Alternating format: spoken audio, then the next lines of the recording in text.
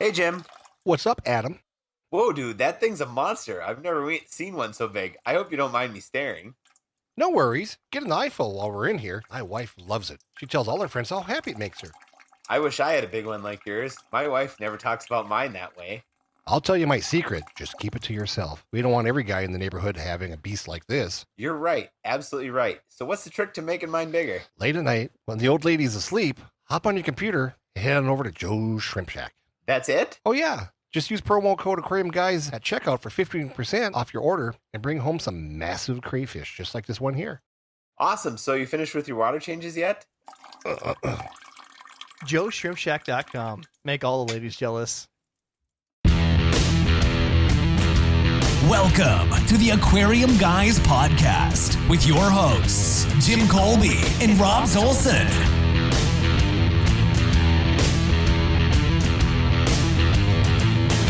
All right, guys, welcome to the podcast. Today, we are doing the mythical episode that we lost and never found, so we're going to do it again the right way, of Brackish. Rob lost it on purpose. I did. It was not good, and it was good. I might have sniffed a few markers. It's kind of like Bigfoot. I mean, we know it's out there. We just can't find it. That's why my mom never let me around the rubber cement either. That's right. Anyways, I am your host, Rob Zolson. I'm Jim Colby. And I'm Adam El-Nashar. So today, there is no guest because, I mean, we're hitting a topic that nobody really does on a prevalent scale, and that's sad, and we're here to stop that. We're going to stop that? Yeah, we gotta get them into brackish. Into brackish water. Everybody's scared of it. They think it's like, 50% of the way to expense for salt, and we're here to tell them otherwise. All right. Well, let's get it They started. also called it saltwater light. I mean, that would be a better brand, Salt Light. Diet Coke sells more than regular Coke, so why not? Salt Light. There we go. Salt Oh. Light. I do have news. Oh, Adam, hit us. Adam with has news? I heard that on Twitter, Coca-Cola said that they were sick of tired of 2020, so they were putting cocaine back in Coke again. I'm all for that. I tell you what, it's been a crappy year so far. Didn't they have that when you were a child, Jim? They had cocaine in the Coke? Well, it depends on where you lived. What neighborhood, if you know what I mean. Well, he was throwing jacks at the soda fountain, so he would be know. I mean, you guys can suck it. He's our guy to know. You're going to be sad when you find out what I found out from HR. All right, well, let's get right into that. Well, Adam keeps asking, do we have HR? And so we don't have an HR department, but we're thinking that we probably should get one because of all the things that are said in this podcast. We got to outsource it. Segregation. Yeah, stuff like that. So anyway, as we all know, everybody here knows who Boo is, and that is my wife's cousin. And she is actually HR for her She company. volunteered to be HR for us? Well, I asked her some questions, and she goes, so what's the problem in your company? and Maureen knows Rob well. And I said, well, things are said sometimes that shouldn't be said. And we're just trying to. Did you play her some highlights to show? Well, she's heard it many times. She's listened. She's listened. She's a listener. And she's agreed. She goes, yeah, you guys probably need a little fix me up, Yeah, shout out to Boo. Maybe a little bit of a meeting, and stuff. But once I, explained to her that most of it's you, Rob, not Adam and I and stuff. So she came up. Here's what she came up with. We have one or two choices. I already know which one I vote for. I'm going to wait for Adam to vote. You don't get a vote because you suck. So fair. So what we can do is every time Rob says something offensive or wrong, I can either A, have a squirt gun and squirt him like a bad dog in the face, or B, and this is the one I'm going for, is we can put the shock collar on him for the dog. Ooh. I'm going with B. All right. B. All right. I'm going to confess something. I'll have to link this in the chat. So a long time ago, my wife got a TENS unit. That was hilarious. For those that don't know what a TENS unit is, Google that. It's like those little sticky pads you put on yourself, and then it electrocutes you to like relieve muscle pain and whatnot. So my wife got it because she's got a bad back, and I decided that I was going to screw with it one night. So we started, putting in our hands, see what happened, and of course our hands involuntary clasp like we're, crab people. We put it on our arms, and our arms just like go up and down like it's some sort of sick motion that I would get sent to HR for. So the obvious idea, besides putting it on some place you would never put it, would be all right on your face. So we stuck 4 pads on my face, recorded it on YouTube. We call it the faceacution, and I really haven't shown many people it on purpose. So it's quite embarrassing. So if you go on YouTube right now, it's It's got a really, really bad sound behind it. My wife always wanted to do it Because say like a ringtone. But it should be a ringtone. but he was crying the whole time. It's hilarious, which is funnier yet. right. So here's a little. And he's 100 pounds heavier, so he looks like a clown. Here's a small taste of getting electrocuted.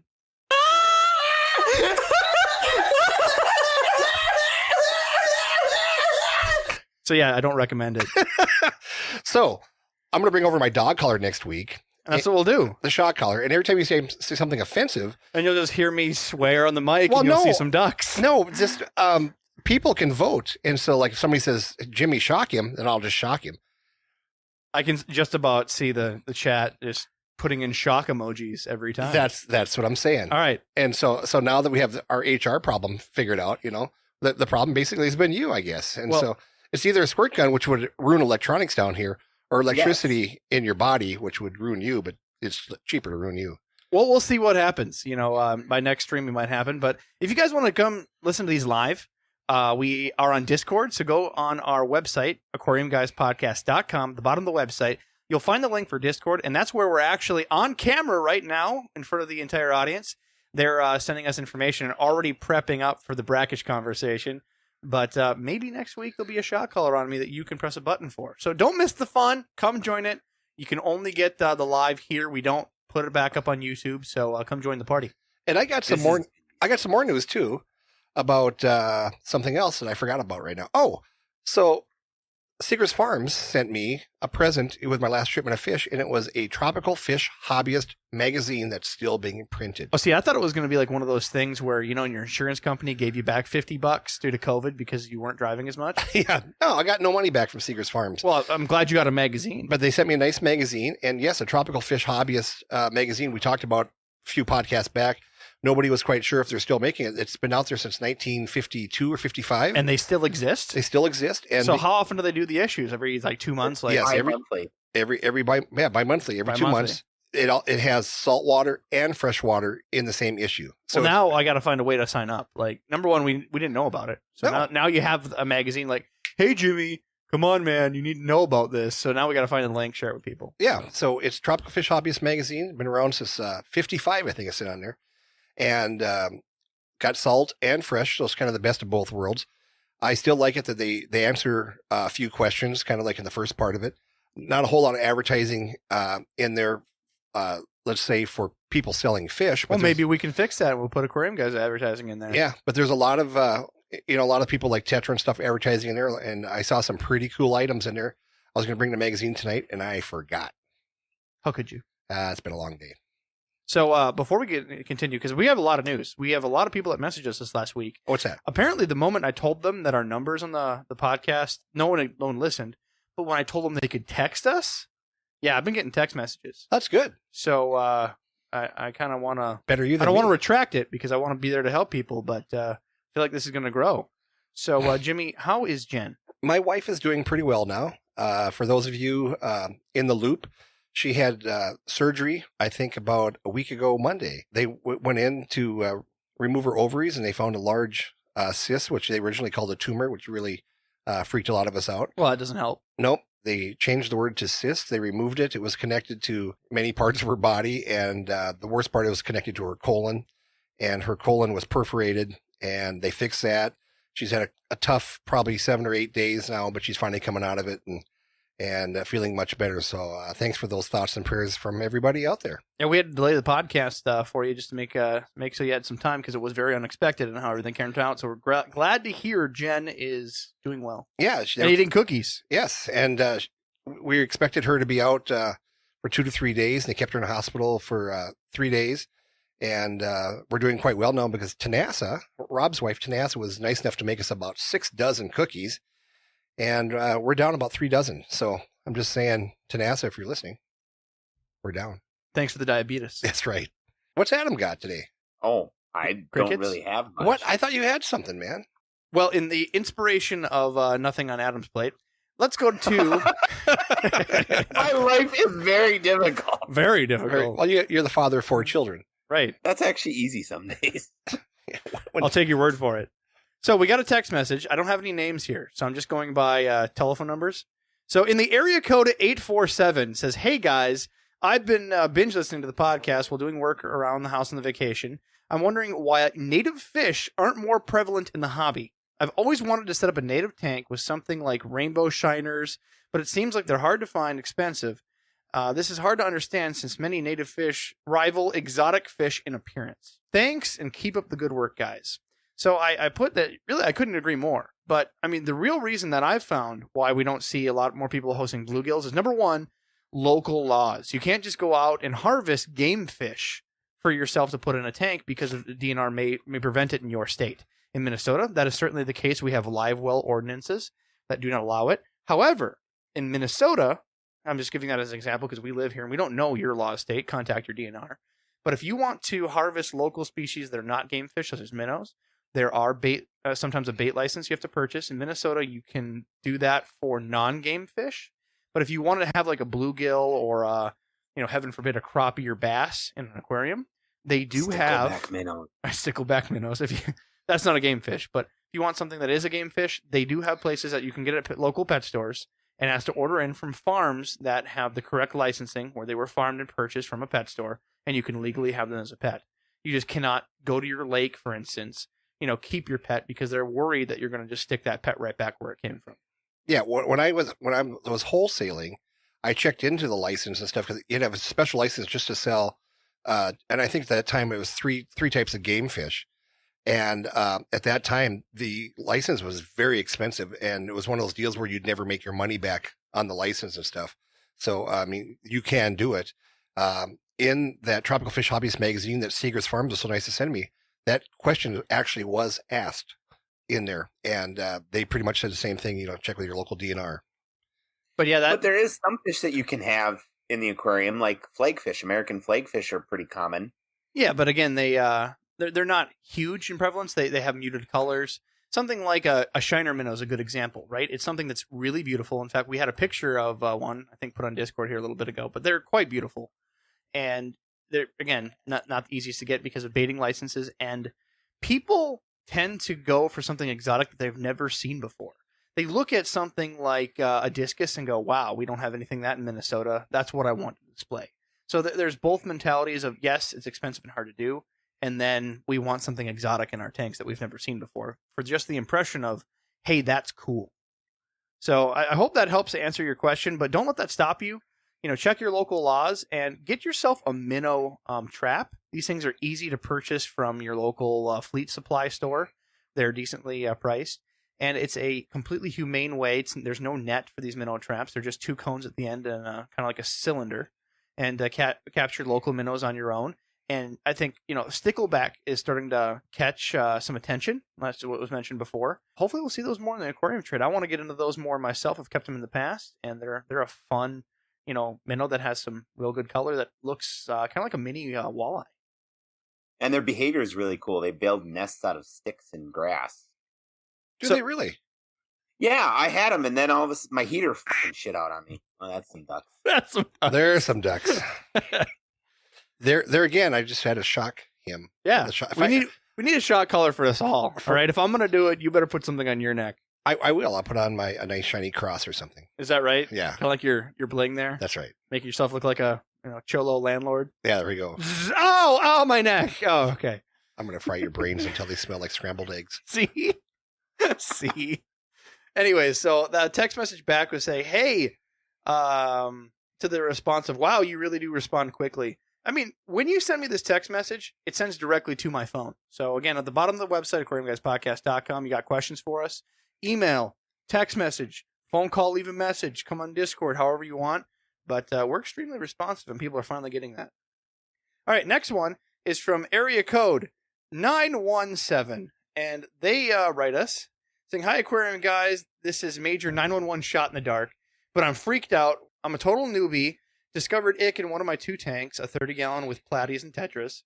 Only one fish is showing symptoms other than spots, and the other two have ick white spots. Planning on going to Petco first thing in the AM because, of course, I don't have any quick cure or quarantine tank. Is it worth quarantining these three fish, or should I treat the whole tank together? Favorite commercial ick cures?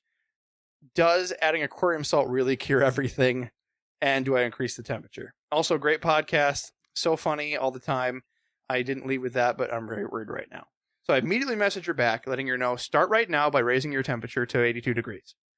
And letting her know that, yes, salt helps, and use, topical ick cures like methylene blue. Yeah, I mean, last week we were schooled by Dr. Fish, and he told us once if you take your fish out of your regular tank, what was it, 30 or 36 hours, all the ick is gone. Dead no matter what in the tank. Right, but you have to remove your fish from that tank. Right. So it would be great if, just another reason to buy another tank, have a quarantine tank, put those fish in there, treat them there. A lot of times the ick cure will stay in your tank a little bit, and you can pop them in there, leave them in there for 3-4 days, and then after that, you can put them back in your regular tank and you should be fine. I think that's more of a decoration protection. If you don't want to ruin your decorations or plants in the tank, you can take all of your fish out, treat them in the quarantine tank, and then leave your normal tank sit for 3 days. You know it's out of the normal tank. You're already quarantining and curing the quarantine tank, then you can move them back in. Yeah. So that's an interesting way. I think it adds potential to add some stress to the fish, doing it in a quarantine tank. But, those are the tools at your trade. Make a best decision for yourself. Yeah, I mean, a lot of people have live plants, and a lot of that ick medicine doesn't go well with live plants. Also, depending on the silicone used on the seams of the aquarium, a lot of times that will stain it blue or or green or whatever you're using for a ick cure. So listen to the podcast with Dr. Fish, and he really explains it well. He's on top of his game. And we've gotten a lot of great feedback on that. I mean, the feedback we got, of course, Sandy gave us a message saying she Sandy enjoyed Moore it. From Seegers Farms, president. So if she enjoys it, that's checkbox there. There we go. But the fans have been overwhelmed, and they're excited for more. We're going to do that as a continuation series. We hopefully aim to do that once a month. So thank you, Dr. Fish, and we can't wait to have you on again. Yeah, I'm going to have questions. You have questions now? But I'm going to build more questions. I've got questions. Down. Like, how many times can you shock Rob until his brain melts? It smells like scrambled eggs. That's what I want to know. So I haven't proofread this. So that's an HR mistake number one. But we have a email from Kat, and says, "Hey there, Aquarium Guys podcast. You remember me as the terrified beginner who texts you about ick?" Okay, so she emailed back. Here we go.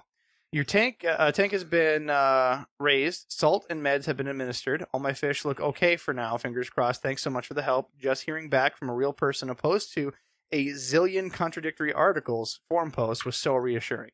I really want the best possible life for my fish, and I'm sure grateful. Forgive me for more super level beginner questions. Potential question for the podcast: as a beginner, less than a year of the hobby, what's the best way to meet other local aquarists? I joined your Discord. I am Pitbulls and Platties. But are there any other ways recommending to make local connections? I'd love to have a buddy or two to swap fish and plants with extra equipment with. I live near a big northeastern U.S. city. So let's answer that first, because there's a couple more questions here. Of course, Discord. Like we have our own community. If you don't have people around you, great way to do it. Facebook. There's Facebook to find your area. Generally, like I live in the Fargo-Moorhead area, so there's of course a Facebook community for that. Find yours in the local area. Fish people really tend to cling to the Facebook groups because Facebook not just works for as a social media platform, but really is more accustomed to the older demographic. So they're the ones that are probably just introduced to Facebook, where other people have moved on to such things as Twitter or Instagram. So Facebook is still the big prevalent thing for fish keepers. Find yourself your aquarium society. If you live by a northeastern big U.S. city, guarantee there's aquarium society there. Find that, pay your small fee, and join virtual meetings now that we have the COVID happening. So those are still going on. And that just got us banned. Zap them again. Yeah, there we go. We're not on YouTube. I can say COVID. The other thing too is if you want to connect with fish people, go to your favorite fish store, sit there for 2 hours on a Saturday afternoon, and just talk to people. They will connect you. Everybody there has a connection, and they might already have something set up. They would say, ask your fish store owner. Especially your independent stores. That's the ones that I really like to support. And they usually have such a group of people, and they'll say, yeah, give this guy a call, and you'll be set up, and pretty soon you'll be overwhelmed with and fish ask friends. If they have a local swap meet, because a lot of times they'll schedule those every so often, just at the store where they bring in people and they have vendor tables. That's a thing that just stores do as well. So hopefully that give you a few different ideas. Next question. Second part of the question is, where the heck should I buy my fish? Right now, I'm sticking to Platyus tetras and potential other small tropical fish.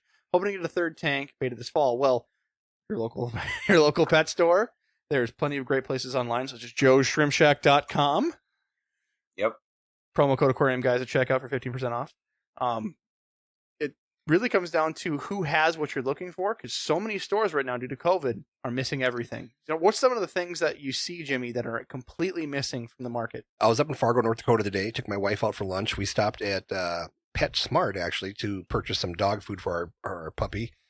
And they had nothing. And when I mean nothing, they had a angelfish, they had some feeder goldfish, and they had a fiddler crab.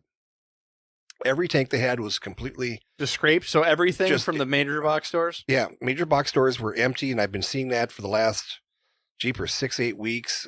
Very limited in what they're getting in. And it's not that there's a shortage of fish. It's just really tough getting them in at this time. I've talked about it before. The cost of shipping has gone up because we have to do stuff like bring it in through UPS, which is very expensive, versus the airlines, which is about half the price. Airlines aren't flying right now because of everything going on in the world. A lot of people like ourselves up here north, I usually would bring in stuff once a week, every single week of the year. And right now we're bringing stuff in about every 3 weeks and getting very limited amounts of stuff. And it's not that you don't have demand for it, because clearly demand's skyrocketed due to this time. Everybody's at home. They're not going to concerts. They want an indoor COVID safe activity, and aquariums are that. So it's not that the demand isn't there. It's just access. Yes. And the thing is, the fish are out there. It's just to try to get them there. Some people are refusing to work. Just to give you, for instance, Seeger's Farms, I talked to them last week trying to get some stuff delivered. Because in the state of Florida now, they're being required to wearing face masks all the time at work. It's very tough to keep people working all day long when it's 90 degrees and 100% humidity. And I know they were down to maybe 8 or 10 people out in the fish room picking orders and putting them in boxes and stuff. And for that very reason, I had to wait an extra 2 or 3 days where normally I get stuff overnight. But it's just that they're having a tough time getting all their help in because unfortunately, nobody really wants to wear a mask when it's 90 degrees and you're working in a hot, humid environment. And that's just a fact. That's how it goes. Yeah, some of the everything is missing, hit and miss depending on the store. But you can't even order stuff like eels right now. You can't get fighter eels. There's a lot of select items that are just across the board. Holes are falling apart. But to go into further her question, she noticed here that some of her local mom and pop stores, they go in there, dead fish are floating around. It's not very taken care of, so she doesn't want to go to that local fish store. So again, find your best place online. Try to find not necessarily Facebook. Facebook will lead you to the people. Facebook's not allowed to sell live fish. They can only sell plants due to the terms of service, but you'll still find people that have access to them, or you could private message to find out more information. Those are the best ways. I know it's rather limiting, but joeshrimpshack.com. Amazing results, Long Cholo Wood. And last question is, any idea variety of this tetra is? I have 3 of them hanging out in my 30-gallon aquarium. I really like them. My first experience with the schooling fish. I'd love to know what they are so I can make sure giving them everything they need. Thank you all for your help, Pitbulls and Platties. So, Jimmy, I just want your confirmation. Does that not look like a green tiger barb to you? That is, he said. So confirmed, your schooling fish are green tiger barbs. They are a modification of tiger barbs to have a different color. So you'll see like their head and top fins look like a tiger barb. The rest is kind of that blotch dark green. You also find them as green moss tiger barbs. Right. And if you like tiger barbs, they are all the same fish with different color morphs. And you can get albino, you can get the green moss, you get the regular tiger barbs, and now they're glow tiger barbs also. So all kinds of tiger barbs. They're all the same fish. They all can go together. One of the questions I saw in the Tropical Fish Hobbyist magazine is there was a newbie who was confused. She had 6 different kinds of glowfish, or I should say glow tetras, which are the black tetras, which were at one time black tetras, but then turned to white tetras and now turned into the glow tetras. And she thought they were all different fish because they're different colors, but they're all the same fish, all the same requirements. But just a common mistake. But when you're brand new, there is no dumb question ever. So please ask all these questions. And if we go over them 1,000 times, I apologize, but we want new beginners to be successful. I thought that the green moss tiger barbs seemed to be less aggressive than regular tiger barbs, didn't they? I have heard that, and I don't know why that would be, but I have heard that green moss tiger barbs are. I got some albinos, and I thought they were really poor eaters, but then somebody pushed out the idea, well, they're albinos, so they got poor eyesight. Or you farted. And Yeah. they're scared and they're hiding in the corner, There you go. running for their lives. I just could have shocked you again. All right, last thing. From one of our listeners, I want to give a shout out to Marine LY Betas. They sent us in some information, and this has been bouncing around on Facebook. Normally when you get on Facebook, you'll see these pictures of like, ooh, violet blue angelfish, and it's just someone photoshopping some images. This is a little video clip of, they have metal right next to it that makes it look very vivid and clear that this doesn't seem photoshopped, but it shows overseas that they're making some sort of glow placo. It looks like a bristlenose placo. They look like an albino bristlenose. And let me tell you, you think that the yellow-green betas look terrifying? These things look like they're actually radioactive. Look like the green hornet. They move in the picture so fluently, it's really hard to fake that. So my question is, because I sent it over to Matt Peterson, because Matt Peterson's very in touch with PR, because anytime that they make a new glow beta, he'll be one of the first to know, because he's a news outlet for the fish industry. So they're very keen on letting the public know ahead of time when these things are coming out officially. So is this an actual glow beta, like the glow angelfish that they've done in the past, that aren't out, and some third parties just breaking the copyright overseas? We don't know. Or worse, this could be something that's dyed. It looks really pure across the entire thing. So if it is dyed, I expect it to be stained, blotchy, like they were dipping them, because it's everywhere, nice and pure on the fish. So don't know, but we're seeing leaks of that. We really hope it's not injected or dyed. That would be really cruel and unusual. On one of the Corridora sites, they're dyeing albino cories. Oh, they've yeah. So what's the list that we've seen so far in the trade? We have Danos, right? We have white skirt tetras. We have rainbow sharks specifically. We have tiger barbs. We have betas. I think that covers it, isn't that? And there are angelfish overseas, right? But they're not available here. That would be the available here that has a USDA patent, I believe. Yeah. So overseas, people have taken the same process because no one owns the copyrights overseas. And we've seen, like you said, Corridoras. We've seen angelfish for sure. We've seen attempts at Oscars. There's a few others. I think some catfish that I can't remember. But this is the first time I've ever seen a placo being touched. Yeah, and the Oscars that are available here in the U.S. are dyed. You'll see a blueberry Oscar, which is a albino Oscar that's been dyed. Right. So not a glowfish. Again, if you got any news that you want to share with the other team, just like Marine LY Bitters did, certainly go in our Discord and let us know. And I'll make a phone call to Secrets Farms and see what they know. You never know what you can scoop up by talking to friends, right? Yes, right. Just like talking to Matt. So I got that information. He got no official statement, but it could be stained. So I don't know. We'll find out. Anywho, we should probably get into our normal topic. Are you guys ready? Born ready. Did you prep your brackish aquariums in the event of this podcast? Oh, we had to do again?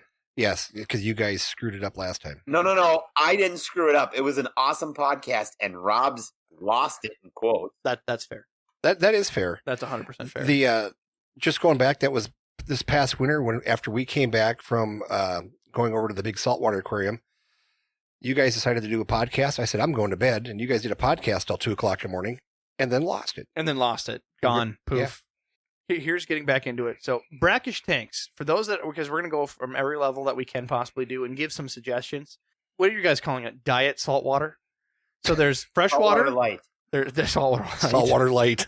Don't drink your tank water, contrary to some of my listeners.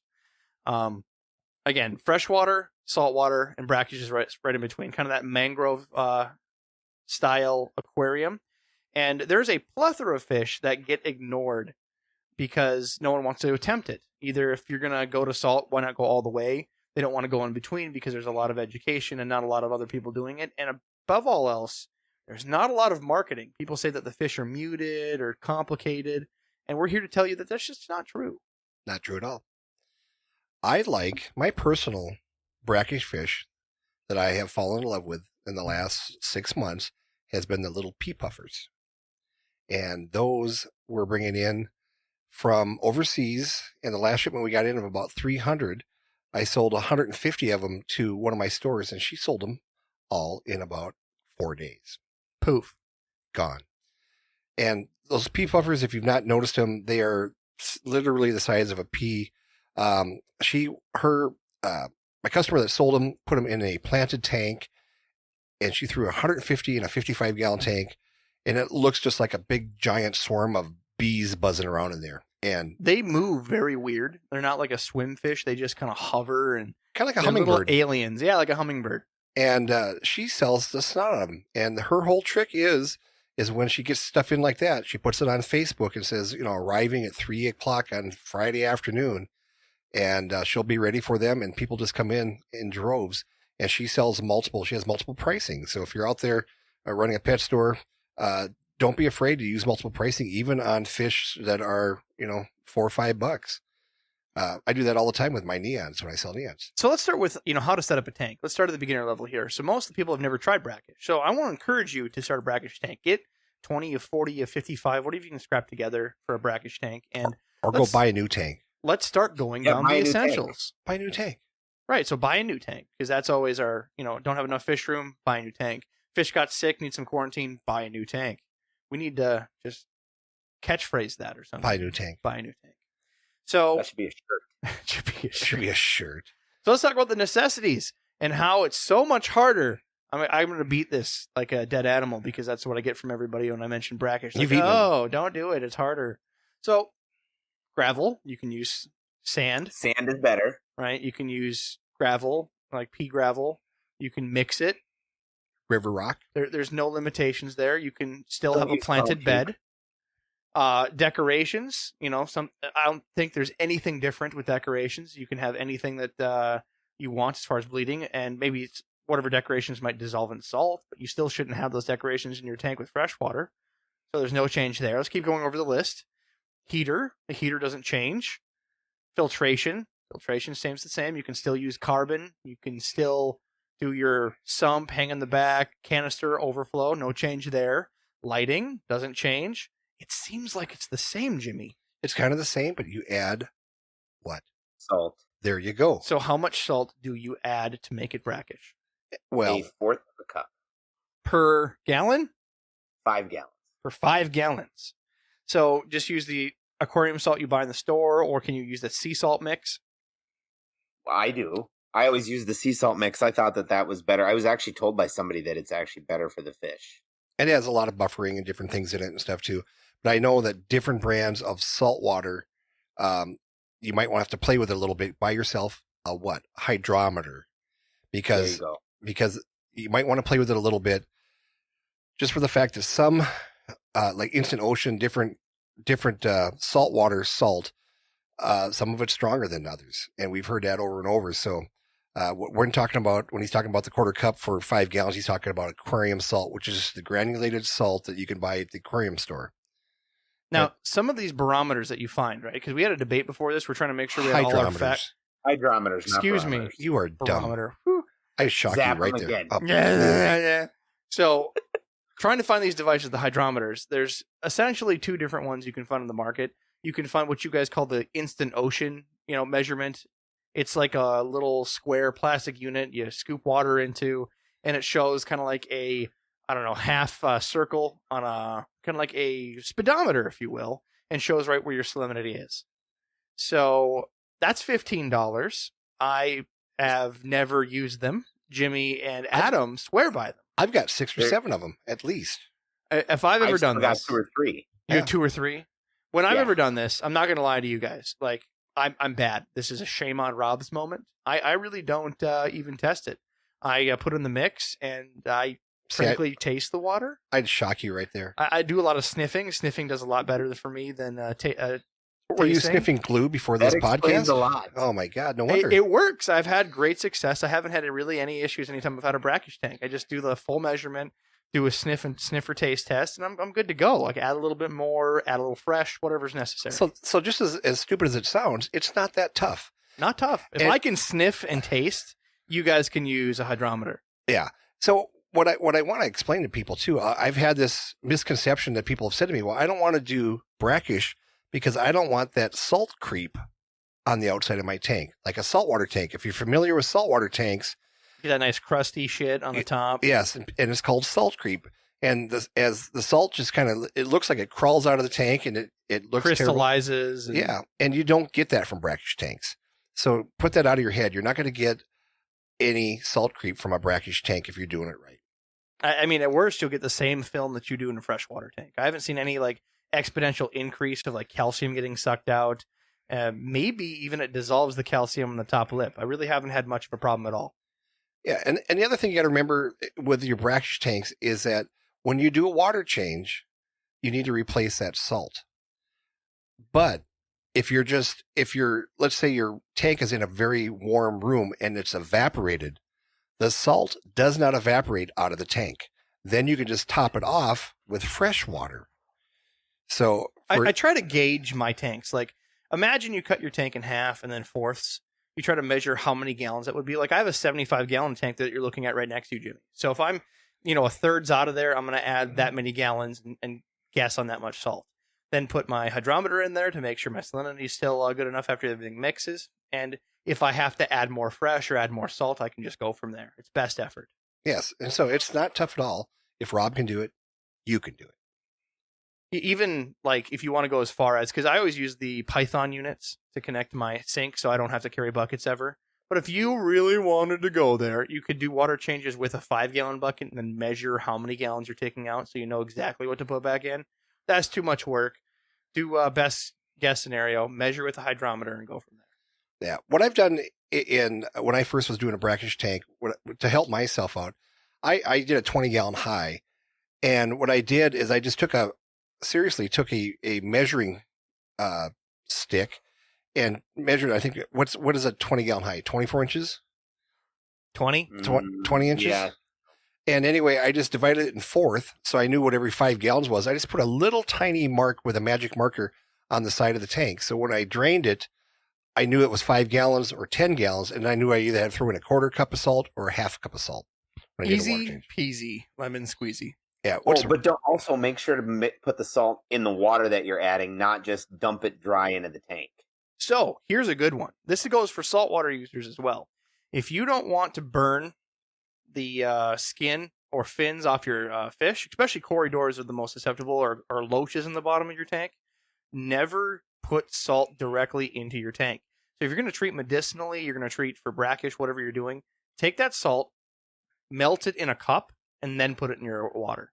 I got something better. When we were doing it for saltwater tanks, when I was helping do tank maintenance with Ty. Wait, you're telling me that you put your glass into the rim and then made a margarita? Well, we were usually drunk when we were doing it. No. The best thing you can do is get yourself a cheap power head, $5, $6, and you put your salt in your pail. You drop your power head in there and you walk away, and it spins that in there so fast. 5 minutes, it's 100% all mixed up, and you don't have to worry about anything. And we had 4 or 5 power heads and 4 or 5 buckets all the time just spinning that salt, because we were doing saltwater tanks at the time, and that salt takes a long time to dissolve sometimes. I feel like pressuring the word cheap power head, because if you like get some granules in there that start burning out your motor, you don't really want it to be expensive. That's right. And so all these old power heads that we had, we just drop them in there, and it would spin that water just like a whirlpool. It was fantastic. Here's an idea, What? right? Tell me. You have a hang on the back filter or something else that has a power head on it, maybe an old UV filter that the bulb burnt out in. Just pop that in there, and you're not having to buy anything special. No. Or else you can even take a old aquarium pump and a air stone and put it in there. But the more violent the water movement, the quicker the salt dissolves. And it's just easier than sitting there stirring it with a stick. I just take a red Solo cup, take a spoon, and sit and watch TV. I mean, that's yeah, me, that's because it's for chocolate pudding and you're eating it while you're watching TV. It's not easy, man. I know. So, moving on to the back to the barometer. You guys, it's not a barometer, dumbass. Hydrometer. Barometer is for weather. Excuse me, hydrometer. God, thank God you guys are here. Here's a little. Let me give you some advice. The next time you run the microwave, close the damn door, because I think the little neutrons are getting in your brain, dumbass. But I smell burning. Yeah, it's your scrambled egg brains. Man. Regardless, the hydrometer you can also purchase is a brewer's hydrometer right on Amazon. You can get these for like $3-4. They're glass. They're food grade. They can't get manipulated or stepped on for the plastic shitty ones that you get. Yeah, drop them. But you cut your finger open and get stitches. Yeah. Don't break them, right? Yeah, drop them one time. They'll literally work forever. They're cheaper, all right, and they're food grade, right? If they do it for beer, I feel it's more trustworthy than these stupid ones for what was it you call Live Reef? Yeah, well, let me ask Adam one thing. Hey, how many times do they bounce off the floor? They don't. You guys There are you just go. violent with They your do shit. not- That's what this is. No, you know how stuff is. You got stuff laying around. You don't put it properly away in its package. It should be put in. It's laying there, and you bump it. It hits the ground, and it's broken. Yeah, definitely some alcohol at your house. No, that plastic one you can punt across the room, and it's just fine. I feel like this future YouTube video happening. Yes, do it. Just Pat McAfee that shit across your my lawn. peeps will tell you that that's the only way to go. Me and Adam are right, and you're a dumbass. All right. So, again, all you got to do is put that in. Now, what are some of the caveats, guys, that you'd have to worry about having a brackish tank? Plants. Food. So let's start with plants, right? Plants, you can do many different types of plants. Simply look it up and see if it can withstand salt. That's a quick Google search for any breed of plant you're wanting to put in there. And there is it is limiting. So if you wanted to do some sort of, crypts that aren't really salt sensitive, that you can't even dose with, you can't use those. But most plants, you'd be really surprised on the salinity level they can withstand. Some actually thrive or require a little bit of salt in the water. So whatever breed you have, try to identify it the best you can. Send a picture to a friend if you don't know what it is. Do your research. Or if you have a little extra, take a snippet off, plant it in a saltwater tank, and see what happens. That's right. That's a way to experiment. Mangroves. Mangroves are wonderful and require salt and are beautiful extensions to the top of your aquarium. If you Java ferns. Java fern. Yep. I haven't tested this one. Yeah. But seems Java accurate. Java fern are one of the few plants that I know of that'll take like brackish water salt levels, and then they're durable enough that a lot of brackish water fish are actually kind of herbivorous. Like they always nip at plants. That's a big word. And we'll see. At least you recognize that it was a big word, Jim. I know. Rob's still in amazement. I'm looking a window over here. That's because he runs a microwave with the door open. You assholes. Jerk. But no, so they're a hardy plant and they're just durable. But I've always seen them do really good with brackish water. Interesting. I did not know that. Madagascar lace plants cannot take any salt. No. The most beautiful plant out there, and they are so touchy. They also can't take a lot of flow. They also, if a fish farts on them the wrong way, they'll fall apart and melt.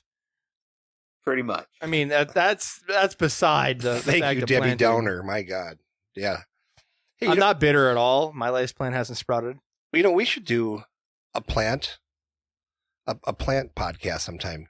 That's something That's something I want to learn about. Oh, I have just the person. We have a gentleman in the Discord that sells a ton of plants. And, there's a pile of people that have asked, but I think we have a plethora. I think that would be a great one. Yeah, we need to find the right person because I am not plant experienced, as we know. We just have to get to one of those days where we have to embrace the Malaysian trumpet snail memes because they're going to make fun of us forever. Oh yeah, planted tank people like Malaysian trumpet snails. That's how you can find yourself a planted hippie. Ask them if they have MTS in their tank and they're proud of it. You guys are psychos with your trumpet snails, I tell you. Us, you had the soapbox last time we talked about them. I'm not a fan, but not a fan. But I might skip this one. My opinion means nothing. We know that. Praise be the trumpet snail. Praise be the trumpet snail. All right. So you also said food. What did you mean by that, Adam? A lot of your brackish water fish require a little bit more specialized diets. Live or frozen food, they don't really go for like flakes or pellets. They just require that movement or that flavor or that look of real food. So here's some examples, right? We have the archer fish. The archer fish is a gorgeous banded fish.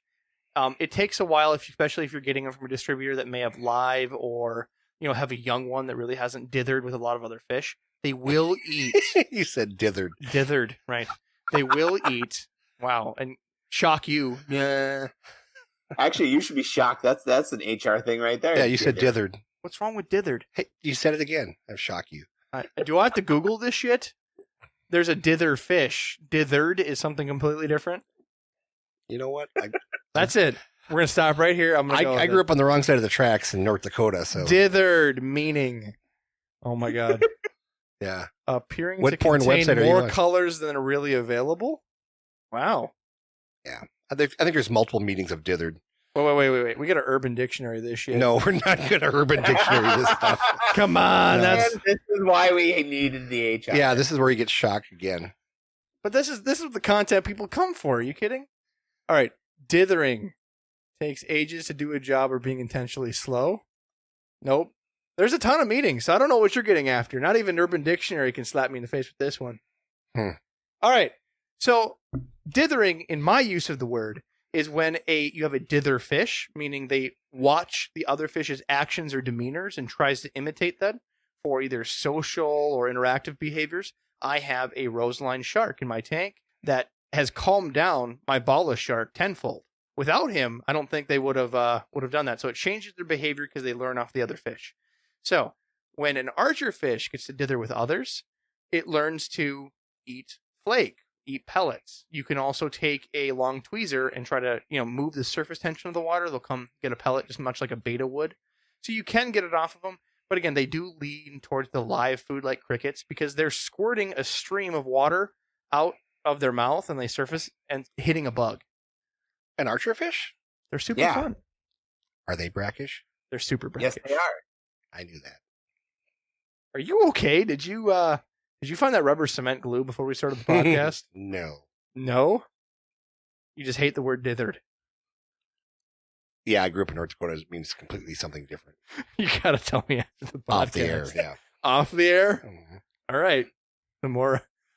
Oh, whoa. We got one of the viewers. I feel like you mean diddled. That is not what I meant. But well played, listener. Yeah, well there we go. Again, the diets of brackish fish do vary, and that's mainly because the variety of areas brackish fish come from. They're all over the world, and generally the mangrove type areas are an estuary of mixed species. So they have a lot of different flex diets due to different changing seasons. Check your fish. A lot of them will have completely different needs, but that goes for any fish. You want to do your homework before you purchase any fish. I wouldn't really leave that up to brackish or not. Just be aware that there's some weird species in brackish. What other things do we have to worry about, Adam or Jimmy? On brackish fish? On brackish tanks. Nothing else? Come on. What's so hard about this? Algae control. All right. So Is algae control as much of a problem when you have salt in the tank? you still have algae. You Yeah, still but- have hair algae. In saltwater tanks, you have all kinds of algae. So why wouldn't you have algae in a brackish tank? Is that what Right. you're saying? No, I think he's saying that the algae problems, like there's not enough avid cleaners. Like we have placos, different shrimp and whatnot. Autosync, yeah. Right. So that's the one we get is we don't have necessarily a lot of cleaner fish, which I'd like to ultimately argue. Brackish species contain a lot of different options. So the biggest one I like to lean on is the Amano shrimp. So the Amano shrimp are commonly used in freshwater, but to breed they require brackish. So you can't even have them breed without it, and they're not the cheapest shrimp either. No. So +1 for you. I think out of any creature, ounce for ounce, there's no better creature in the brackish or freshwater world that cleans better than an Amano shrimp. They will take blackbeard algae, hair algae, they'll clean surfaces, they'll clean plants. They're just a wonderful, hungry hippo. Do they eat the diatom algae? Like the diatom, the brown diatom slime that you sometimes get? Yes. And I have Amanos in most of my tanks, and they do. They may pick other things first, but they absolutely eat it. So the added benefit of having the Amano shrimp in your tank is, heck, they might breed. And that's a wonderful thing because Amano shrimp are expensive. The Amano shrimp, if you see them on the bottom, they'll hold a clutch of eggs. All shrimp hold the eggs on their person until they're hatched, and then they release. So you'll see a bunch of eggs like, oh, that shrimp is holding. And then nothing will happen. Eventually the holding will just drop, and you won't see anything happen. That's because they're frankly just dying, and then they're eating the dead eggs. So if you want to breed those, put them in a brackish, where they should be. What other cleaners can you guys think of? Florida flagfish. They love the algae. Yes, they do. And our friends at Secrets Farms sell the Florida flagfish they're relatively inexpensive and very beautiful. Yeah, so if your local pet store doesn't have them, that's one of those species that they will, even through COVID, be able to get access to. They have some they say muted colors, but mine always, after a little time having them and putting them on right food, always brighten up. They're real fun and active, and monsters on chewing different algae and surfaces. And another added benefit about the Florida flagfish is you can normally throw them out in your fish pond, and they do very well. I had Florida flagfish out of my rain barrel, basically, just to keep down the mosquito larvae. And when I brought them in last fall, they were absolutely gorgeous. And on the same note, mollies do the same thing as American flagfish. I was going to say mollies. So what's your experience with mollies? Well, for my store, I always actually purposely kept mollies in brackish water, but they love algae. In fact, I almost think that out of all the fish, they're almost strictly herbivores. Like, I don't think they really, I mean, they'll eat like the protein, like the brine shrimp larva and everything else, the brine shrimp and stuff. But they almost seem to, like, if you throw an algae wafer in a tank full of mollies, that thing's gone in like 3 minutes. Yeah, they're voracious eaters, that's for sure. So the other thing that we'd like to pick on, just for more surface area, because, you know, mollies, they like to pick on stuff that has some growth. So we want some more surface tank creatures that'll do it. The nearite snail. Nearite snails are super popular, and they have a high price tag for designer nearite snails. And they have to also be in brackish water in order to breed, or actually salt water, right? They need salt water, I think. Yeah. Well, they do brackish, absolutely. I've had brackish tanks where I put nearites, and they bred perfectly fine. Maybe I put a little bit too much because, again, at that time I didn't use a hydrometer. I tasted the water, but all my other fish were doing great. So that's because you probably were using a barometer, dumbass. Well, that would break in a tank. I mean, yeah. I mean, I watched Twister once and I had to buy a barometer. There you go. Terrible puns. You are shocked again. So that should be at least enough to get started on the cleanup crew. There are others, but generally it's just loose flake, and you're already taking that with some other fish. But those are staples. Right there should be enough to take care of like a cleanup crew to try to do your glass, but never replace any fish or shrimp or snails for tank maintenance. If you can't grab a algae scraper to clean off the sides of your tank and understand how the bloom works, maybe you're feeding too much, that type of question, you know, change your water, do your maintenance, love your fish. If you're not interacting with the tank, you don't know when stuff goes wrong. Now let's talk about the more exotic brackish fish that I got a list that you don't see very often. Well, I feel like there's a whole long line of that, but we still haven't covered if there's anything else that we need to worry about for brackish tanks. What would we have to worry about? I don't know, man. I've been trying to come up with all these ideas to see why people are complaining all the time. Well, I tell you, the one thing that you will find out is that if you have a brackish tank and you break your heater, that salt water conducts electricity even better than regular water. So if you see your fish darting and stuff, don't put your fingers in the water because you'll get one heck of a shock. Or do it and poop your pants. Or get a vasectomy. That's how it works. It all works the same. And that's a fact, Jack. I feel like there's a story behind that. No, one. but I mean, I've had some broken tanks in brackish or broken heaters in brackish and salt water, and it is one hell of a lot bigger jolt than it is when it's just fresh water. Fresh water is a nice little buzzing sensation in your body. The brackish, a little more intense. Your heart pounds a little bit. Salt water is poop your pants because that salt water really conducts electricity a lot more than regular water. I'm just imagining you pooping your pants. That's all. I get to smile with that one all night. Yeah, there you go. Think about that when you go to bed tonight. Well, any other issues that you guys can think of, and I'm asking this to you, to listeners, while we're doing the podcast, is there any other brackish issues that you guys have heard? Because the amount of negative, connotation that I hear when I type in brackish, like, oh, no one does that, it's not worth it. See, I think some of the most beautiful fish out there are brackish. I love the monofish. Jimmy's just dying to talk about species. So here is your conversation on brackish species. Jimmy, go.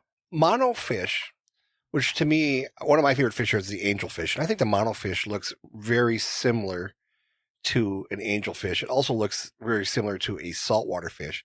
And that was my first, when I was 16 years old, I bought a monofish. And I remember the fact that when I was 16 years old, I probably paid $12 or $13 for that fish. And I bought a pair of them. And they had to educate me on brackish water. And I went, I don't got to do brackish water. I'll just put them in fresh because they're in fresh water here, not knowing. And went home and they lived fine for about a week. And then they wizzled away and died. And so that was my first failure with Brackish. So I went back, listened to the pet store the second time, which was in the West Acres Shopping Mall in Fargo, North Dakota.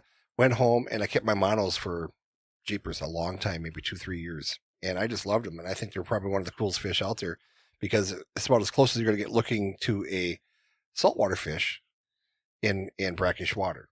Oh, 100%. They look like modified designer angelfish. They're quite cool. They have black and silver lines going across their body, and a lot of the back fins even turn a hue of yellow. Yes, very beautiful. Very saltwater-esque. And there's something that I very seldom ever get anybody ordering, and I sell very few, but the people that do want them are very, very excited to get them once they show up. So I want to go over some like the species since we're picking our favorite species here. We already grabbed some. Is the misconception fish, right? We talked about mollies, but also guppies. Guppies normally do quite well in brackish water. Yes. There are some, designer inbred guppies, but that's a conversation to the state of guppies that they're not being that hardy any longer. But guppies do excel in a brackish water climate as well. They'll do very well. So guppies, swords, platies also will do very well. I didn't know swords did it. Yeah, I mean, last week on Dr. Fish, he talked about how swords are very effective with salt.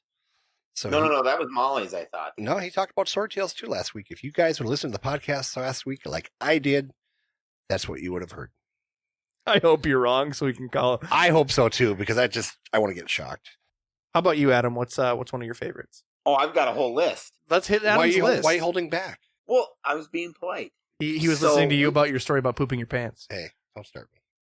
We've got bumblebee gobies. Yes. And just any species of gobies. Bumblebee gobies are my absolute favorite little brackish water fish because they always look either grumpy or happy, however you look at them. Well, they're just kind of a cool little fish, and you can breed them in brackish water like super easy. They look super angry. They kind of look like Jimmy after he's been told he can't have the last cookie. Oh. Just like pissy all the time in the tank. Got like a frown.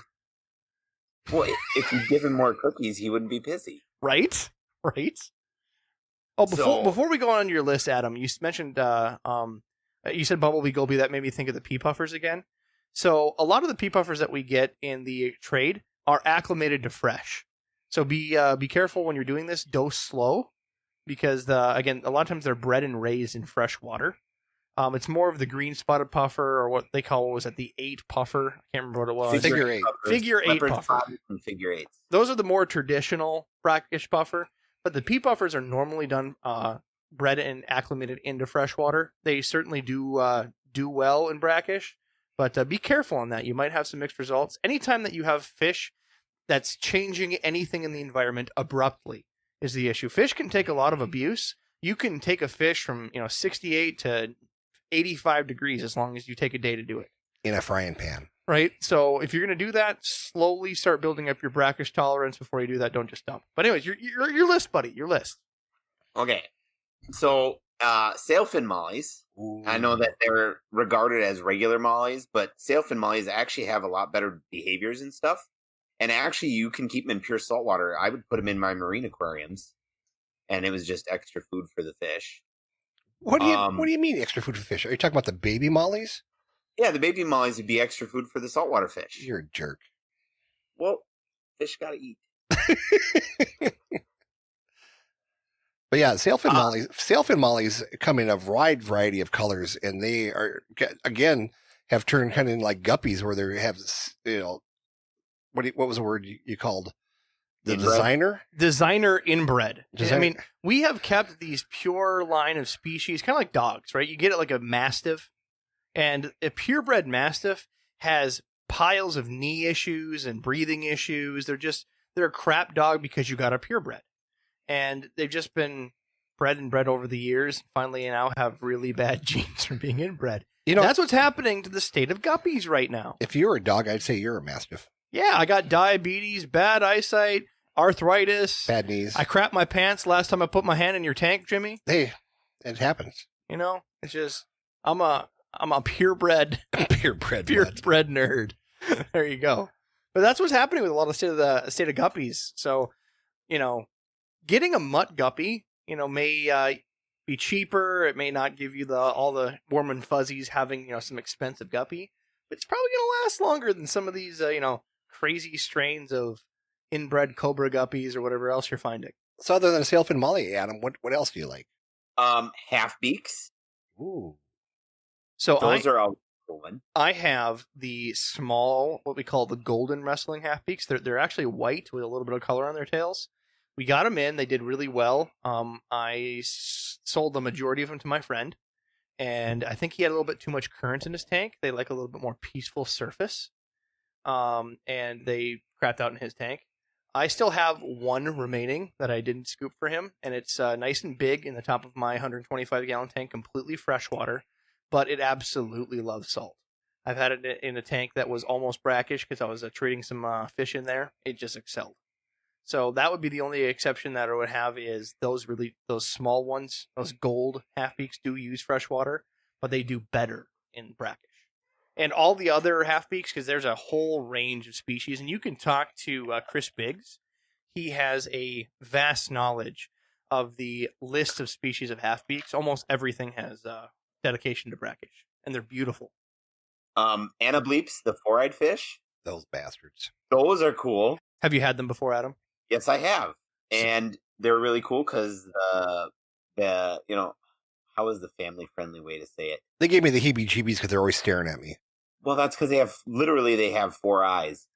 But in order to breed them, you need to get like 6 or 8. Because they have to figure out which part goes where. That's right. I've talked about this. We talked about this a little bit in our not this conversation again. Oddball one. So I'm just going to give it a really Let's not talk about this again. Come on, man. I do not want to hear about the left-leaning penis. Now I have to talk about it. Jesus. You did it. Please don't. So anableps are a crazy fish. They grow about 12 inches, and they're a live-bearing species, much the like fish a guppy. grow 12 inches. The fish grow 12 inches. They're Rob's peen. They're life. gonopodium, because I'm remembering this because I didn't sniff a lot of glutamate. They have their gonopodium either left or right, and it needs to find a corresponding female with the ace in the hole on the left or I can't right. believe we're having this conversation again. You don't believe me. I believe you, but I've read it. I actually thought you were full of crapola. I can't wait till I get these fish back in again. And I read about it, and I'm just going, so you have to find a left-hanging male to a right-leaning female? No, left to left. No. It's not left to left. It's left to right or right to left.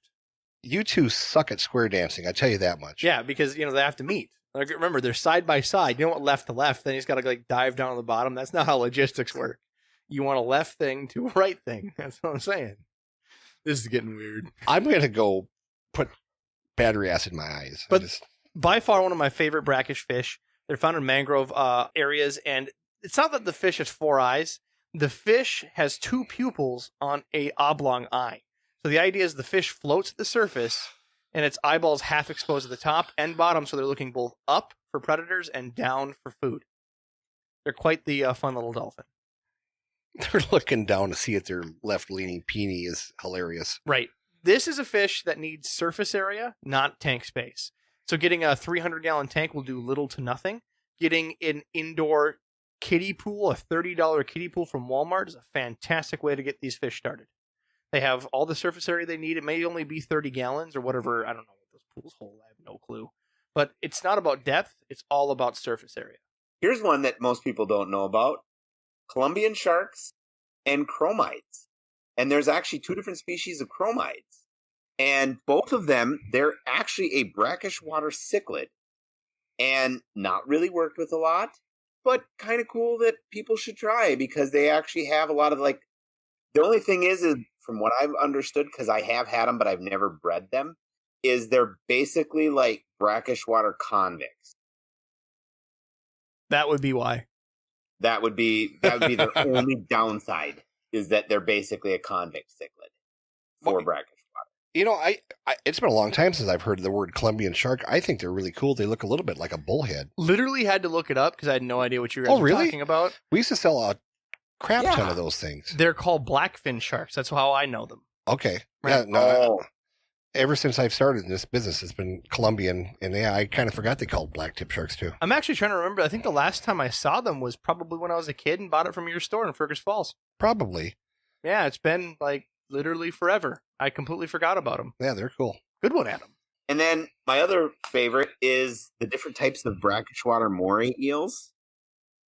And the only thing with those is that you absolutely have to have the tightest fitting lid that you could ever possibly put on a tank, because they will literally squirm out of the smallest little opening and land on your floor, and then you're missing your eel, and then you go the next 2 days later and you find it dried up on your floor. However, if you can find it within the first 8 to 10 hours and throw it back in the tank, it's probably going to live. They're hardy little buggers. Again, all these stories feel like there's experience behind them. Well, after they've been on the floor for 3 days, you call them eel on a stick. It's kind of like going. But I have had moray eels that have gotten out of either saltwater tanks or brackish water tanks, and I have found them within a certain amount of time and put them back in water, and they will come back. Yeah, betta's the same thing. Gorilla tape goes a long way, guys. That's all I'm saying.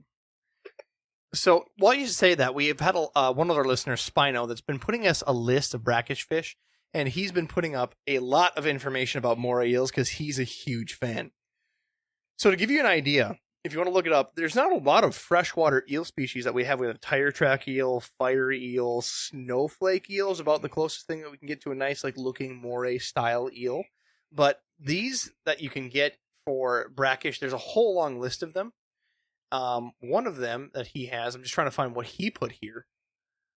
I thought this one was an Australian species, so we don't get it. There's a lot of things we don't. Right? There's a lot of things that we don't get. Most of it. Well, you can get them. It's just a matter of knowing the right people. I was trying to find the different names of them, but there's a lot of different colors that you can find. Just type in, brackish morays and see what you can find.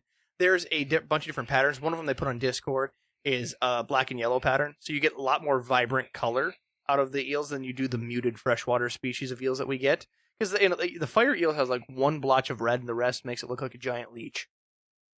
I mean, I hate to say it. Why are you an eel hater? I'm a little bit of an eel hater. If you're going to have a nice eel... So all you don't eel want to lovers have it out look there, like please some send... Weird by the size. Right. You don't have some weird snout. You want to have that cool moray characteristic where it has that cool eyeballs are looking at you. I hope the next time that we go out swimming on the reef that it attaches to your thing. I'm just thinking that. The last time we were in Florida, when we went out swimming on the ocean, that would have been hilarious if that happened to you. Just a little snap on my thing. Yes. A little snap. Just a little snap. A little tiny snap. I got 3 more things. All right, fine, you go. You make it sound like you've got a little thing. A little thing too. I don't have that problem. That's your guys's. See, where's the HR department? That's white discrimination right there. You're fish, bro. I've got nothing. Don't forget glassfish. What? Not the painted ones, but hump-headed glassfish and regular glassfish.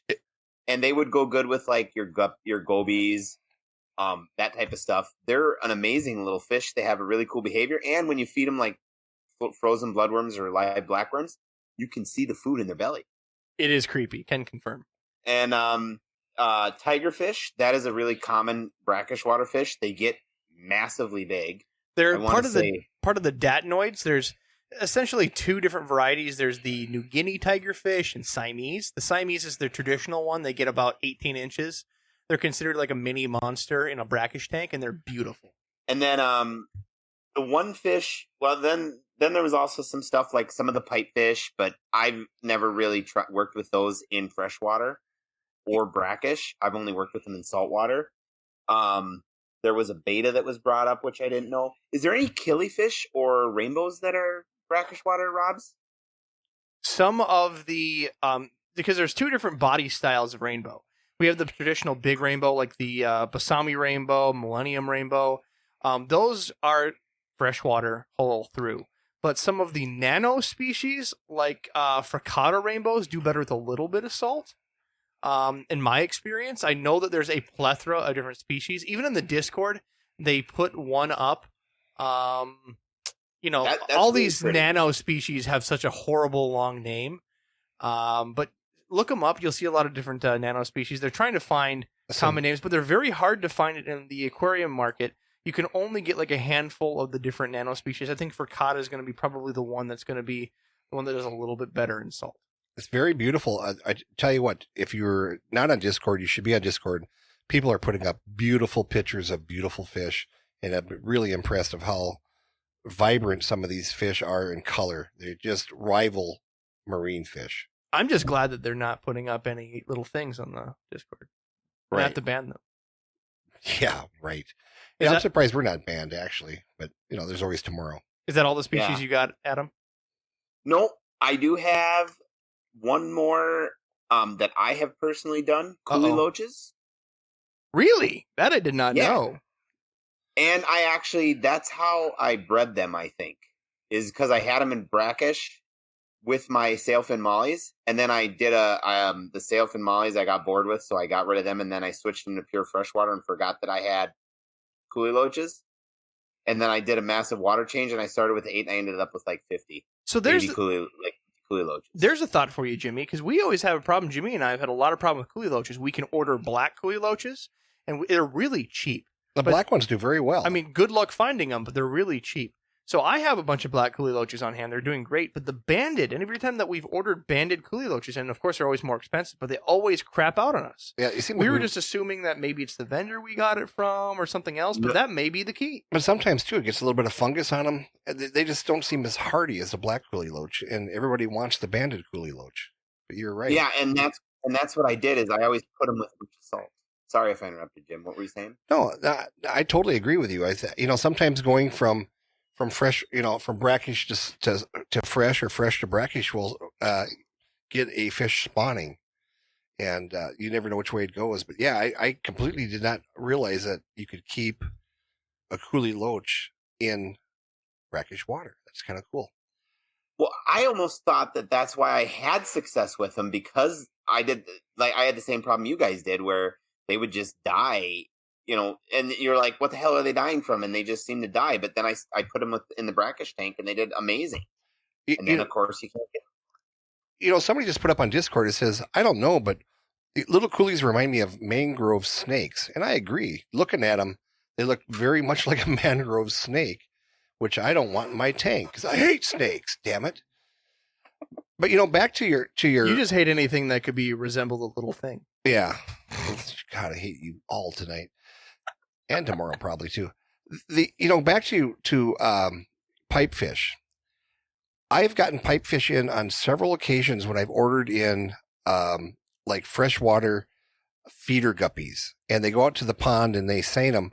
And Ty and I used to get 5,000 to 10,000 feeder guppies in at a time, and there'd almost always be in those little pipefish, and we always took them out. And we try to keep those things alive, and we never had any good luck with them. But finding out that they need very much live brine shrimp or live mosquito larvae to live. But I love pipefish. I wish I could keep them. They don't have as big a mouth as you do. They're quite small. Right. They can't just donuts. You know what I mean? That's correct. We figured that out. All right, Adam, got any more fish? Yeah, I have one that I don't recommend ever. And they get so bring it up. They get labeled as freshwater stonefish. Oh, the batfish or whatever they nickname them at. No. They literally get. Jim's seen them on the list too. They get named, put in the oddball list on the Seagrass list. Stonefish. They look like a rock. Yeah, they're poisonous. Yeah, they're extremely venomous, not poisonous. Well, excuse me, venomous. Yeah, but they're cute. They're super cute. I don't know why you hate on them. Well, unless you're Adam and stick your hands in the tank. Yeah, I think they would kill you. 100%. Looks like a turd with a mouth. Could kill you, but they're adorable. Like I don't know, you know what the hate's for. Yeah, I mean, there's so many different cool fish that lay in the bottom. Oh, there's pictures. Well, that's what I'm looking at. Look at the pictures. See, I don't know why you guys hate on that. It looks like a wonderful decorated turd. Yep, they don't move. They kind of lay in the bottom, and when the fish, your favorite fish, whatever your favorite fish may be, swims by, he opens his mouth, sucks it in, and it's gone. Yes, forever. Yes, and I've seen some people call those stonefish, different things and stuff, but freshwater stonefish. That's how they're marked in pretty much every catalog. Yeah, and the thing is, there's many different varieties. Many different varieties. They are all kind of sold under one thing called the stonefish. For experts only. Do not put your hand in tank. Will kill you. Yeah. Yeah. No. I think all agreed on that it will kill you, right? I don't think it'd kill you. You know what we should do? Let's do an experiment. Well, again, so there's multiple species. The ones that we've gotten in the past will kill you. Oh, you guys. Well, quit licking your stuff. That's all we're saying. Listen, you're all getting a blue ring octopus for Christmas, so stop it. Sweet. That was Adam's answer always. You know how all these conspiracy theorists and stuff talk about, how would you kill a person and get away with it? Adam was always going to buy a blue ring octopus and throw it in somebody's drink or something. I don't know what he was going to do. God damn it, Jim. Now that one goes out the window. Oh, so don't kill anybody in your next lifetime and you won't have that problem. The FBI's like, he's a fish guy, right? Yeah. Yeah, it's definitely him. Yeah, blue ring octopus. This gal was up in Canada and a blue ring octopus stuck to her face. Wow. No. Actually, the venom, from what I've understood, makes it mimic a heart attack perfectly. And the venom of the blue ring, it goes through their system pretty quickly, so you can't really trace it, from what I've understood. But I think we're when the thing is stuck to somebody's face, I think that's going to be a giveaway. I'm just saying. I suppose. But those are very beautiful too, the blue ring octopus. So get one of those too. Put it in with your rockfish and see who lives. See, why can't we find like a nice fish that is venomous, that when it stings you, you shit your pants? I want that fish. I give it to all my friends. They'd be like, dude, it bit me. I shit my pants. You get stung by a dwarf lionfish. You feel like listening to this podcast kind of has an effect on me at times. It just makes you shit your pants. It's like, oh my God, I can't believe those guys said that. All right, Adam. The editors get so many problems. All right, Adam. What else you got?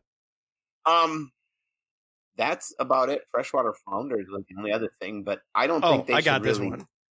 So you why hate on my freshwater flounder? All right, I love flounders. What shit you got to say about it? Come on now, give it. Flounders rock.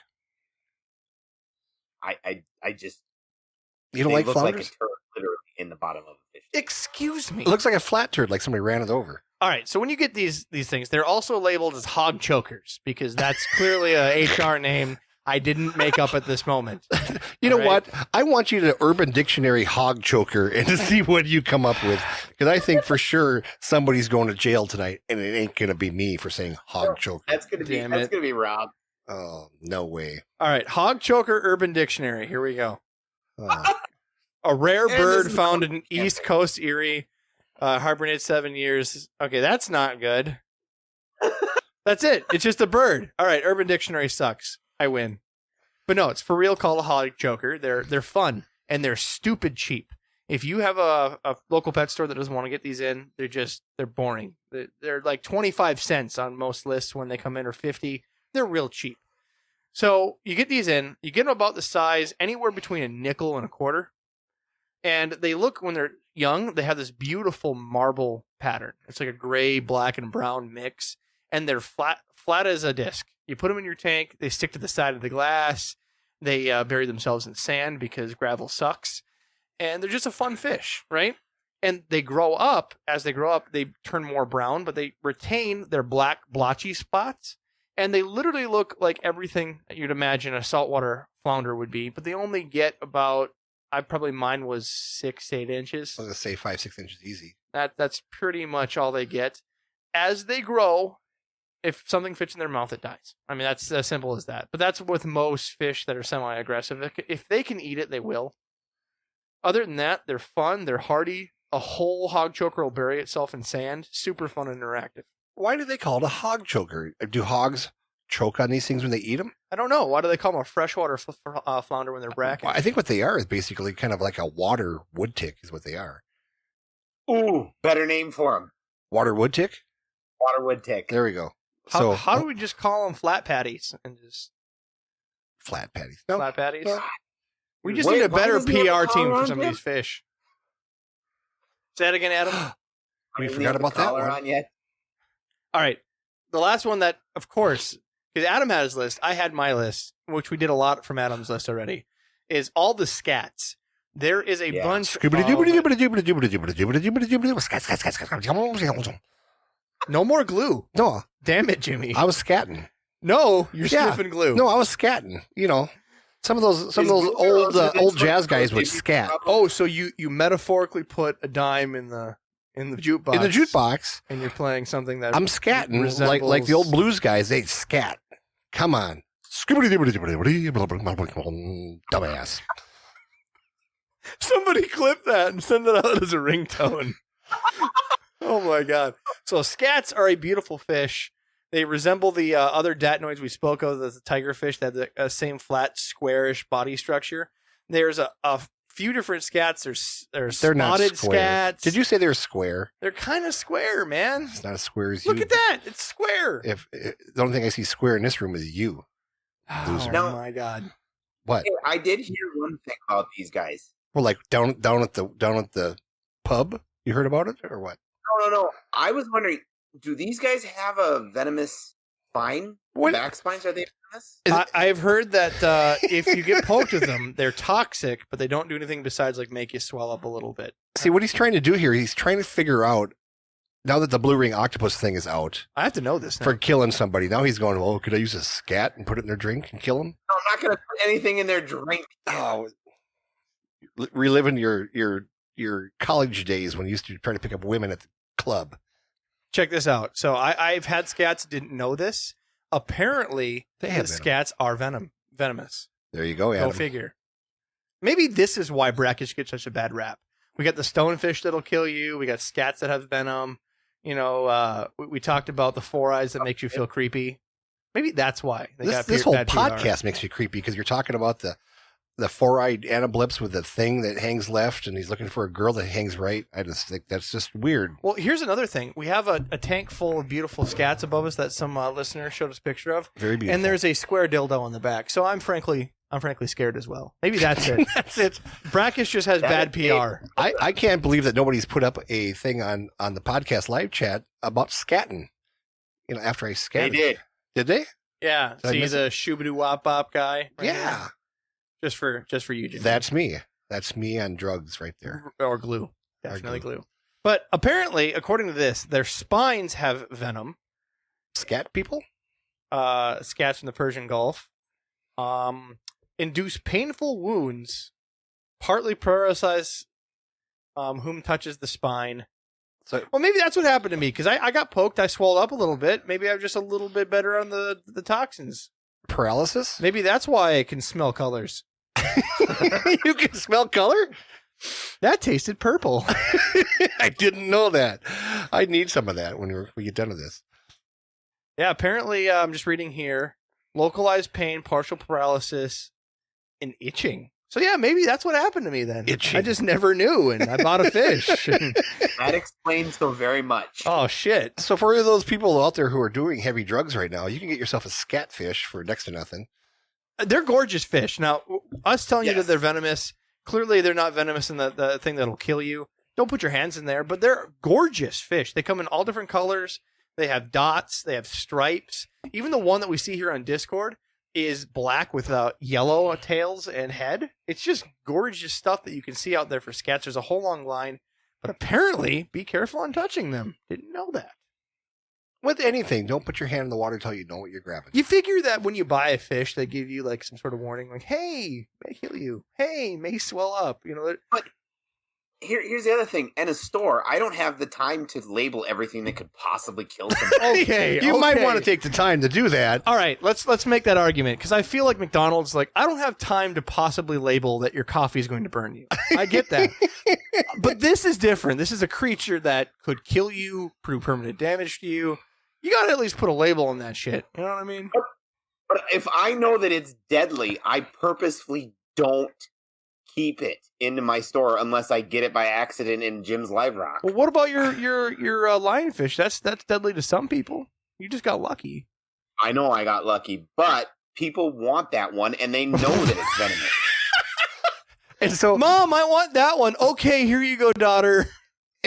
and so the selling point was, yeah, once you get stung by one of these things, your arm swells up and you can't talk and you can smell colors. smell colors. Smell colors. Why can't I taste metal in my mouth? But I mean, that's right up there with piranhas. Like, people get everybody thinks red-breasted piranhas are just this violent, vicious thing. They are not. And they're not. They're just big-ass pansy fish. But like you get the golds and the blacks and the diamond ones, and those will just go right through the tank trying to kill you. They will knock on the window and try to lure you over and eat you. Yes, I totally agree. If I dropped a net in a red-breasted piranha tank, I would reach in and grab it. Mindful, I would watch them, but I had some black piranha that I gotten from somebody, and he said, yeah, these things are nasty. You don't ever go after a net when you drop them in there. And the one time I had a net and move him from tank to tank, I used a double net, and he was on the floor before I got him out of the water because he went through the net. But he would sit there and look at me and knock on the glass and go, "Are you going to feed me today, butthole?" And I'd go, "Yeah, I guess," because they're aggressive. He'd come right to the front of the tank and stare you down. Whereas red-breasted piranha, you feed them goldfish and you stand back 25 feet in the darkness and wait for them to eat, and then see the glitter show, which I like to call the snow globe. You know, when they chomp on the goldfish and all those pretty scales fly all over the place. You get yourself a little poof. Yeah, you go, "Oh, snow globe." Wow. Yeah. This whole thing has taken That's got nothing to do with brackish, by the way. Very different turn. That's right. So above, I gotta read this quote because again we're getting a live chat from people that are listening in. So let's see if I can find it here. It was there's a quote right there I wanted to read. Yeah, I agree. Rob should run the microwave without the door being open. No door. You're terrible, man. I thought you loved me. Hold on. I'm almost there, Jimmy. It was so funny. I gotta find it. Hey, Scrap. This is where we play the. Here's where we play song. the Jeopardy theme song, Scrap. He's nodding yes. Actually, is there one for this? Because that would be better. Oh, here. When you're swimming in the creek and an eel bites your cheek, that's amore.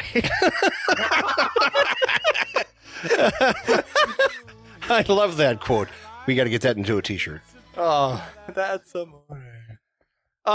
Anyways, let's pick like one or two more and cut it off because there's a lot of fish to go off of, but we can't forget the mud skipper. What? Right? Oh, I forgot all about those. How dare you? I like mud skippers. Adam just like associates that thing as like a half lizard creature. So that's because he's a lizard guy. Adam, tell us about mud skippers. Okay, mud skippers are really cool because they come out of the water and suck the blood out of your neck at night. No. Are you sure? Rob. You're not helping. I'm just the trying. PR of Brackish. No, mud skippers are just really cool because they build a nest on land and they have holes and they fight with each other and they squirt mud at each other, and the males have these big flashy really pretty top fins, but they literally come out of the water and I don't know how long they come out for, like what, 10 to 15 minutes at times, I think. Looking for blood. No, they don't look for blood. They just come out of the water and they like hop around on land and they hunt crickets on land. They're just a really cool fish that I totally forgot about. Like, if anything, if you wanted to set up a paludarium, or a half land, half water tank, which would be really cool, put mud skippers in it. That would just be amazing. And then send pictures. And there's a bunch of different mud skippers. There's Indian mud skippers. There's African mud skippers. Almost all of them are exclusively brackish. So tell me how poisonous they are. I don't think they are. They're not.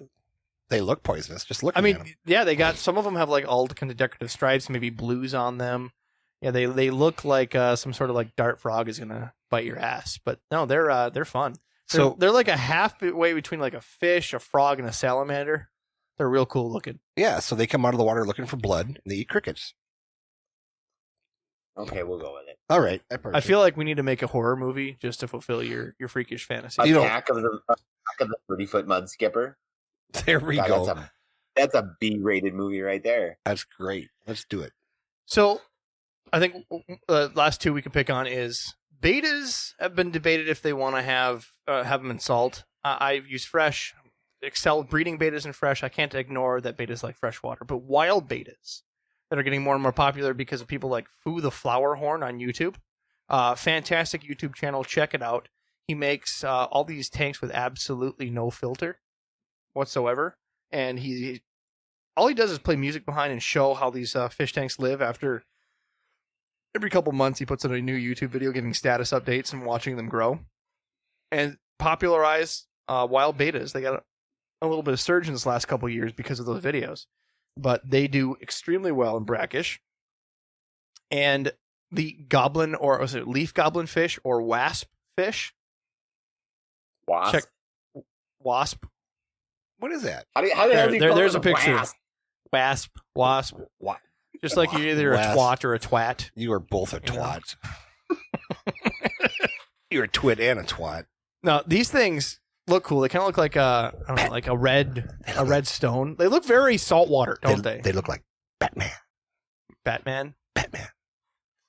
Looks like a batfish kind of to me. I guess A little bit. a little rosier, a little more character. They're pretty small. They seem to grow. I haven't had these. I've only seen them. Looking here, it says grow to only be an inch or two in the tank. So give that a try. Look that up. I don't believe that's venomous either. I've never seen one of those. Those are cool. Well, I think we've given plenty of different ideas. We gave you cleaner species. We gave you different ways to check your salinity. And we've proven that the tanks do not have any special requirements as far as the equipment, the tank, the setup. So go hog wild, guys. Give it a try. And if you've learned anything from the Dr. Fish podcast, is that us saying that you need salt was not an exaggeration. Salt is just the go-to. It's like, oh, my fish looks funny. Salt. Maybe they're just not eating right. Salt. Their colors aren't bright enough. Salt. Like it was ridiculous on the amount of treatments that they gave us and really proved that our theory was correct on just abuse salt. So why not just go a little further and try a brackish tank? I think you should.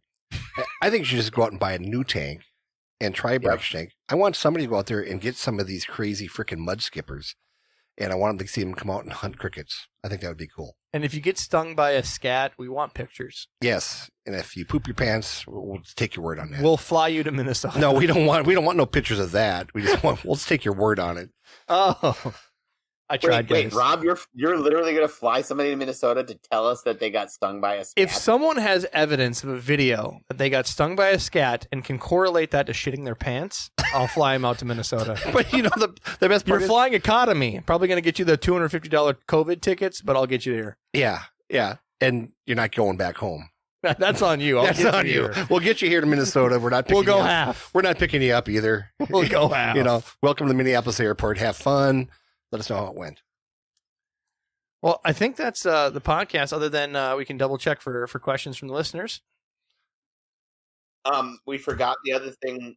The only other thing that we forgot was fiddler crabs. Fiddler crabs. There's a whole line of crustaceans that, again, most crustaceans come on a mangrove sea beach area, so they're very adaptive to saltwater conditions.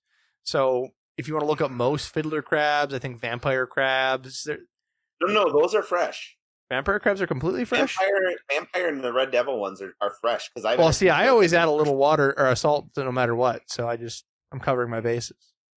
Oh, I know they do well. Yeah, there's so many cool crabs out there. We could do a whole crab convention type podcast, and then we're never doing anything on Malaysian trumpet snails, just so you know. Yeah, never again. Yeah, somebody sent me a picture of a Malaysian trumpet snail. No, that was never mind. There's crabs. So it says up there, Malaysian trumpet snails. Turn it back. Have been known to tolerate brackish. They've been known to tolerate nuclear waste. Battery acid. Being nuked in a microwave. Jimmy's shoe. They bleach. Yep. The heater at 110. Yeah. The only thing left after a nuclear holocaust is going to be cockroaches and Malaysian trumpet snails, and water bears. What's a water bear? It's these little tiny microscopic creatures. They can live for like 150 years. They can survive the vacuum of space. I don't want to. I want to see you get a study on that. I feel like that's how you make kombucha. that's like brewer's yeast and kombucha. Maybe their water bear's waste is kombucha is just water bear waste. There you go. Well, check it out, guys. If you got more questions or follow-up, certainly join us at aquariumguyspodcast.com. Bottom of the website, you can find any ways to contact us. Join our Discord. Enjoy the live streams that we do of the podcast. We try to do these Monday nights at 7 o'clock Central. Last week we were unable due to health issues, but Jen's all good now. So certainly come join us. We'd love you to join the party. And thank you to our sponsor, JoeShrimpShack.com. Yeah, and it's been fun with everybody adding and throwing stuff on the podcast live chat, showing us pictures and stuff. That has been fantastic. Thank you guys for doing that. You guys are wonderful. Keep bringing in the Dr. Fish questions as well. We'll be doing that as a regular basis. We aim to do that once a month. Anything else, guys? Nope. No. Jimmy, put down the glue. No, you can't have the glue. Oh, I got to have the glue. Don't sniff glue. Sniff. Podcast out. Bye.